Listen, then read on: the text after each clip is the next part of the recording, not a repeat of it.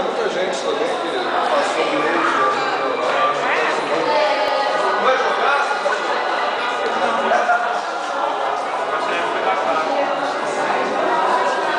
Ele tem essas coisas. Vai ficar um dia.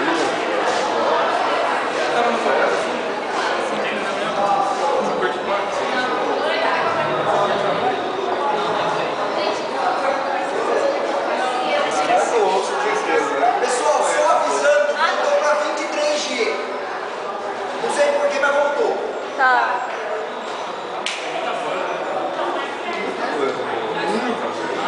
Cada semana. Então, mas boa aí que é o problema, né? Ah, das antigas tem muita coisa. Eu sempre. Tô avisando. Não, eu sempre estudo, mas eu nunca tinha parado.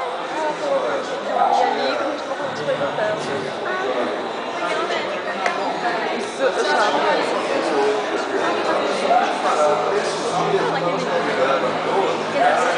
Então, aí tá gravando. Primeira fase do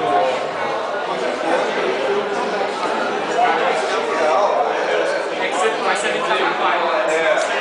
esse negócio.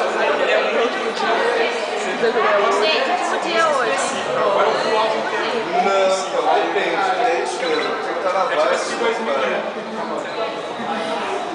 Você tem que estar lá, senão você não aguenta. Isso é verdade. A maioria dos dias que eu não estou, eu deixo o WhatsApp, eu deixo o Freeze. Aí você ouve essa boa, eu acho.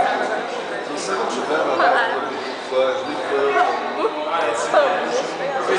é progressivo muito complicado. Porque uma música tá ligada, né? Uma história só. Então, Pega o som. Isso é legal. legal, não precisa muito ser motivo. Tem um. Sabe o podcast? Ah, eu já ouvi esse tempo, mas eu não tenho organização. Mas eu gosto. Essa deu uma hora que eu digo. Mas eu vou jogar. É que eu uso o jogo, mas tem que chamar a máquina do tempo. Aí você pode pegar um ano, depois, pega as principais músicas.